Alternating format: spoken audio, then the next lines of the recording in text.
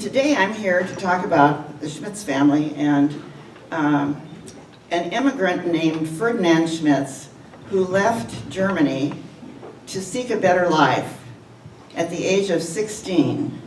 And he was a stowaway on a ship to New York at 16. Now, before he left Duisburg, Germany, he told his childhood girlfriend, who was 12 at the time, now, I'm going to go to America and make a better life, but I want you to wait for me because I'm going to send for you when I make enough money in America, and you're going to come and we'll get married. And so, true story. So he gets to New York, and of course, because he was a stowaway, the ship's crew is going to send him back to Germany. And somehow he's able to escape from the ship's crew, which is a long story I won't bore you with because I won't get to anything else. But the year is 1876. And of course, how he got to San Francisco, I'm not quite sure because the railroads weren't certainly completed at that time. I'm assuming he made enough money to get a passage on a ship. And he got to San Francisco. And I think he tried a business venture there, it didn't work out. Ultimately, he got to Seattle around 1880, just for lack of a better date. And not a few coins in his pocket and some seeds from home, and he had absolutely nothing. And at that time, Seattle was centered in Pioneer Square, of course. And so he was able to work hard, and it was very, very industrious, and I will fill you in on the rest as we go through the slideshow, okay? So this is Schmitz Park, or an aerial view of Schmitz Park, which is the property that he ultimately gave back to the city. Schmitz Park. With us today is Tom Rasmussen, who was a former city council person, and Bruce Stotler, who has property near Schmitz Park, and they're working on a project to add more land to Schmitz Park and prevent it from being surrounded by McMansions someday. So I think they deserve a round of applause for that. And as you know, Schmitz Park is like stepping back in time when you go in there. It's simply wonderful. This is a picture of the Butler Hotel, which was at 2nd and James in downtown Seattle. And it was purchased from another developer at the time by Ferdinand Schmitz and a man named Dietrich Hamm, and they operated it for years. And it was the preeminent hotel in downtown Seattle. And it is amazing. There was an article in the Rotary section of the Times last week that talked about, and there's copies of it over there, that talked about the number of presidents who stayed there and the number of, like Buffalo Bill and President Roosevelt, and I've forgotten the list of presidents who stayed there, but I think it was very much like the Olympic Hotel was in later years, the preeminent hotel in downtown Seattle. And parts of it still remain. You can see the lower, it's now a parking lot, the upper stories are, but the lower part of the structure still exists at 2nd and James, and it's called the Butler Garage. This is the original entrance to Schmitz Park. So, and I'm not sure what street that is, Clay. That's 59. Oh, 59th. But you could drive in your car, go into the bottom, go up, and there were picnic tables and lots of amenities for people to sit and have a Sunday picnic or enjoy the park. But that was the original entrance. You can see Alki School in the background. You can see Alki School in the background, you're right. Oh my, for heaven's sakes. Okay, this is the Emma Schmitz viewpoint along Beach Drive, which runs from the bottom of Jacobson Road north to about Chilburg. And when the Schmitzes first came to West Seattle, they had a house at 3rd and Pike in downtown Seattle. Then they had children and subsequently had a house on Pill Hill, which was a nice home.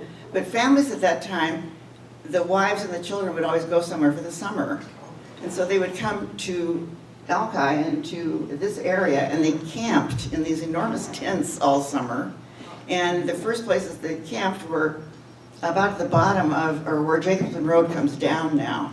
And that was the beginning of him purchasing land and building a home later. So And then this is a little note about Schmitz Park School, which is on the top of the hill and near Bruce's home. And Dietrich Schmitz, the eldest, was on the Seattle School Board for 33 years. He started serving in 1928 and he retired in 1961. And because the elder Mrs. Schmitz had died in 1959, the children decided to donate the 7 acres of property up there in memory of her, and the school was built. Of interest to all of you who knew Alan Schmitz so well, and a 30-year member of your club, he was there at the school for opening day and the flag raising ceremony every year. And this is a remarkable photo, I think, that shows the unveiling of the Admiral Totem Pole at the Log House Museum in 2014. And the Schmitz Park student body is there, as well as the Alki grade school student body and other students. The Schmitz Park kids, I think, are wearing lime green. And as you may or may not know, the totem pole to the right, which had been restored and was dedicated that day, was carved from a log from Schmitz Park. Oh. Okay. And this is Dr. Henry Schmitz Hall at the University of Washington. The Schmitz second son was Dr. Henry Schmitz, who was an educator, and eventually came back to Seattle as president of the University of Washington and served in that capacity for some time, and then stayed as president emeritus and worked on developing scholarship programs for students, especially women. This is the original Schmitz home on Beach Drive. It was called Sand Sushi, meaning without care, and presently Mi'kmaq Park is on that site, but it's in that same section along Beach Drive that starts down at Jacobson Road and goes north. And yeah, although the Schmitzes had 4 children, Nancy and Patsy's father was the youngest, and he was born in that house. The other 3 children were born at Third and Pike. No, he was born on the beach in a cottage. He was born on a cottage on the beach. You know, the thought of a home birth just about blows my mind when I think about it now. But he was born in West Seattle. But the house was enormous, and it had kind of church bell stands on either side of it that Mrs. Schmitz would use to call the children when it was dinner time. And they had 4 children, and then the brother back in Germany, the elder brother Carl, and his wife died and left 6 children as orphans in Germany. So these Schmitzes sent for those 6 to come and live with them. So now you have 10 children in this house, which is one of the reasons they needed a bell, a church bell, to call everyone in for mealtime, I'm sure. Well, this is a photograph of Ferdinand and Emma Schmitz from one of the deeds that are shown over there. And this was in recognition of them giving the gift of the land for Schmitz Park. And I think it's a charming photo of the 2 of them, and certainly makes them look a little more human and real. I want to share with you the language that's on one of the documents here in terms of their gift. The Schmitzes cared passionately about 2 things, and they supported that their whole lives. Education was one, and giving back to the community by way of service was the other. And I may have to have someone else read this, I always tear up. It says, "We cannot overlook one of the motives which prompted the Schmitzes to donate this land. That is, that labor might be given to the unemployed, that hunger might not reach their wives and children. Thus, in the inception of this gift, there is a blessing, and it will continue as one is long, as children walk and play within the boundaries of Schmitz Park. And it will stand as a monument to the donors, of which their children and their children's children will be more proud and more benefited than by the inheritance of wealth."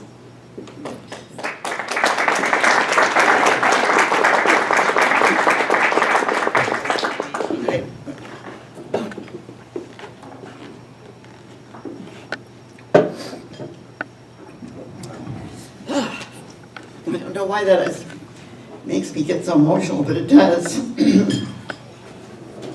So,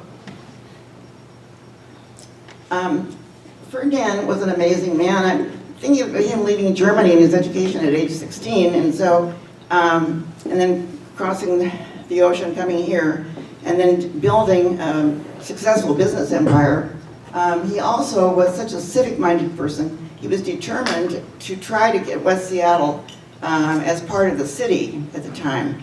And in the donation of the land, he became a Seattle Parks Board Commissioner. At the same time, he felt that the city should have access to City of Seattle water and electricity and perhaps a streetcar or transportation, and he worked diligently to get those things to happen here in West Seattle. So this is a photograph of Mrs. Ferdinand Schmitz, Emma Schmitz, in the center, taken in the 50s. To the left, you have the daughter, Emma, as well. And she graduated, I mean, you can imagine, living over here, she went to high school in Queen Anne, graduated from that, and then she went to the University of Washington and graduated from the University of Washington. And she was the civic activist and overseer of so many activities. Ultimately, she became the National Campfire Girls President, which is pretty extraordinary for a woman from Seattle. In the back is Dietrich Schmitz, who was my father-in-law, and he was a banker and in the financial world and seemed to be giving advice to everyone about how to spend money or how to save money. And he was with Washington Mutual forever. And as you remember, the savings bank programs at Washington Mutual, you used to take your money to school and bank it. That was his brainchild. And we all had our mortgages at one time or another from Washington Mutual, I'm quite sure. And as I said, he's the longest serving Seattle School Board member ever, 33 years. And then you have Ferdinand Schmitz, the youngest, Nancy and Patsy's dad. And he was an industrialist and active in the community. He was one of the founders in establishing Lighthouse for the Blind. He was with PACCAR, I think, during the war.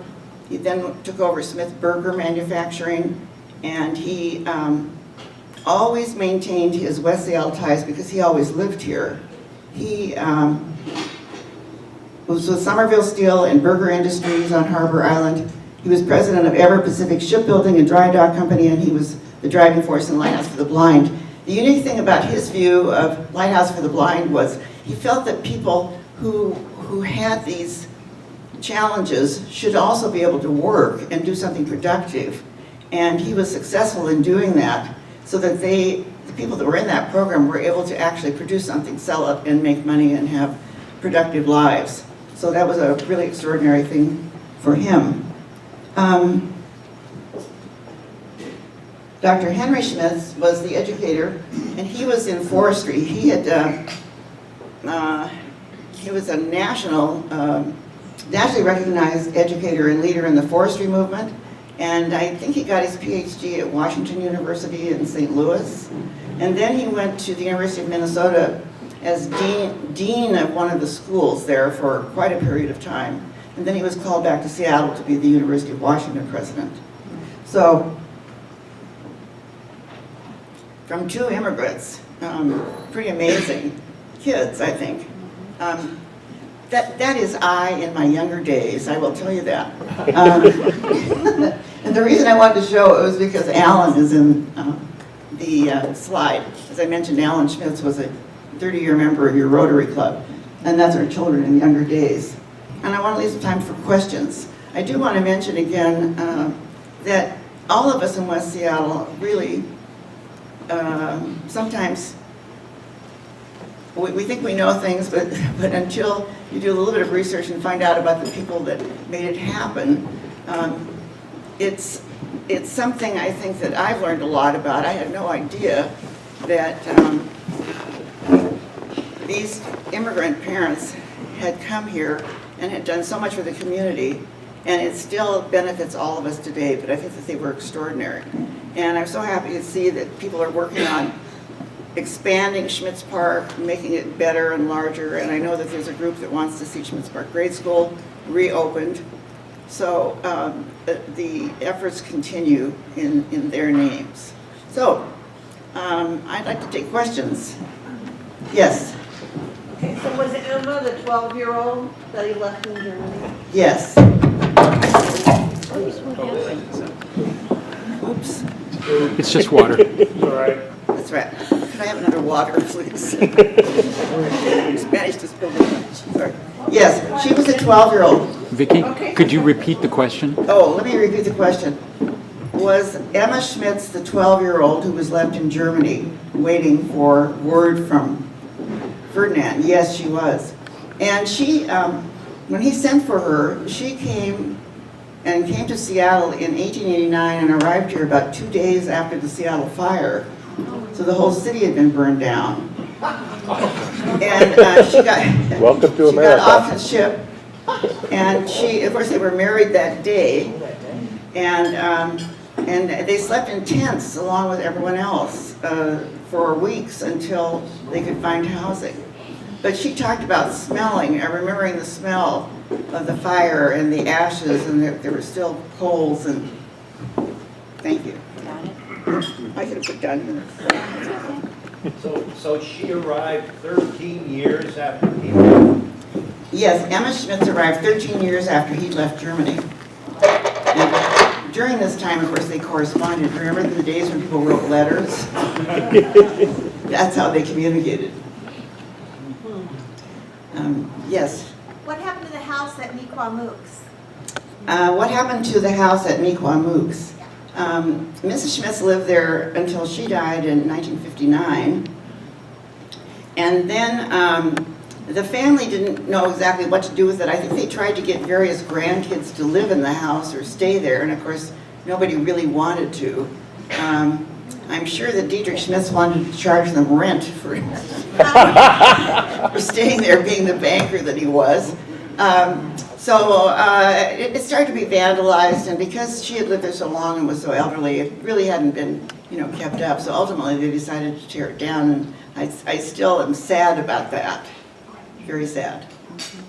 Yes. I just have a comment. Every time I drive by that open stretch on Beach Drive and ultimately by that thing that's built out over the water, I thank you for the Schmitz. Oh, you thank us for that viewpoint. That is nice. Yes, that is nice to have that open stretch there so that you can see the water and picnic and enjoy the view and the sound. Yes, go ahead. The White House that you lived in on Beach Drive forever, which was abutted to the Miquamooks Park area, was that part of the Schmitz estate itself? Can you Yes, repeat the question? The White House that abuts Miquamooks Park, and then there's another White House north of that. There's two of them, actually. The White House, the first White House north of Miquamooks Park, belonged to Aunt Emmy, or Emma Schmitz Hartman. And then the next house was the Dietrich Schmitz house, and it was all part of that section. Aunt Emmy's house, or the Hartman house, and the Dietrich Schmitz house, I believe, were built in, the 20s, well, I know one was 1920. And I want to introduce, Yoka Nelson, who lives at 4400 Beach Drive in the Dietrich Schmitz house, and she's here today. She told me that we sold the house to her 29 years ago, and I was quite sure she'd lost her mind. Could not have been that long. How long did you and Alan live in that house? We lived there for 10 years. We moved back to West Seattle in 1980, I think. We'd been living on Magnolia to care for his mother. And so I guess we lived there for 8 years because we sold it in 88. But I didn't move very far. I just moved down by the Fauntleroy ferry dock. Right on top of Earl, right? Yes. But, Mrs. Schmitz, my mother-in-law, was a compulsive builder. Any house, she had to have something under construction at all times. So what started off as a Dutch colonial modest house became, there were additions and add-ons, and she ultimately changed the driveway and bought the property next door and put in that really steep driveway. Yes, I have to tell you, the driveway on Chilburg, the steep cement driveway that goes to the north end of that house, that had been a lifelong dream of hers, because for her entire marriage, she had had to drive down below on a wagon road that went up and around her sister-in-law, Mrs. Hartman's house, and then back her car into their house. And finally, when Dietrich died in 1970, there was no one to tell her no anymore. And so she bought that lot next door, and incidentally, that area is called Spring Hill Addition. Do you know how much water comes down that hill at all times? It's extraordinary. So she bought that, and she put a new entrance on the north end of the house, and she put that steep driveway, and of course the whole hill started coming down because of the construction, and she had to get general construction. Do you know what a big company that is? To come over to hold the hill so that it wouldn't fail anymore while they tried to pour the driveway. And when they poured the driveway, she insisted on putting heat elements in the driveway so that if it snowed or was icy, she could get out, right? Well, that was quite a project. It really was. And so Yoga, I don't know, have you ever turned on the electricity over there for the driveway? We do, but then once my husband was, anyway, he came out later, so we turned the driveway, but there was enough of a hill silver that we couldn't make it up there, so that the driveway, you know, made no sense in a way because we couldn't quite get to it. You couldn't get to the driveway. I know, I always thought they would have to open a chute at Grand Coulee if she turned on that heater. But she was able, oh, what a woman, I tell you. They don't make them like that anymore. Go ahead. Well, what was Ferdinand's work history when he came to Seattle?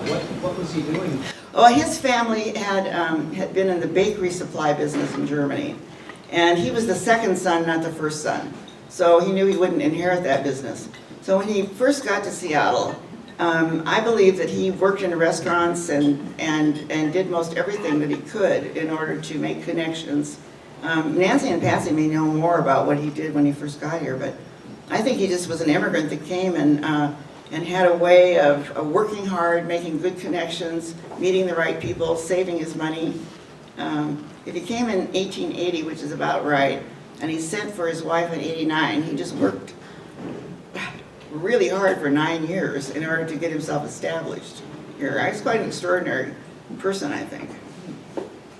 And everyone, I mean, he was charming, he was fun, he was, you know, people liked him. He had a wonderful personality. He had the gift of gab in many ways. How long have I been talking? Oh my goodness. Okay. Any other questions? Well, I want to, yes, go Was ahead. Schmitz Park ever logged? Is it older? No, it must have been logged originally in the I'm not sure what, but it hasn't been logged since then. And there's some very old growth trees in there and some very tall ones. And it's a great forest, but I think everything has been logged in Seattle at one time. Well, it's been a joy. I hope I haven't bored you to death, and I'm sure there were.